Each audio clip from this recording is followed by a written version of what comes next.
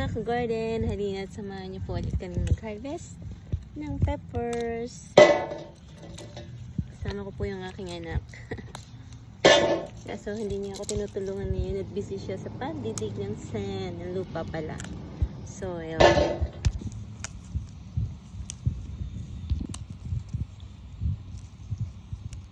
Oops, natanggal, nalaglag.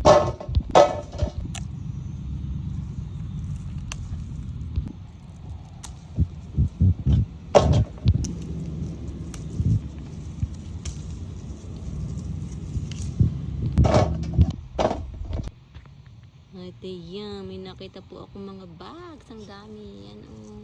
Lalaki. Oh my God. Ayan, oh. Ang lalaki nila, ha?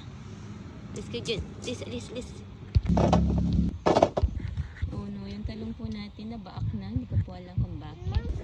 And we have also some more eggplants here and here. This jalapenos doesn't look good. Just throw it away. Marami na po ulit tayong cayenne peppers na i-harvest. Ang harvest natin for today. Thank you, Lord, sa blessing.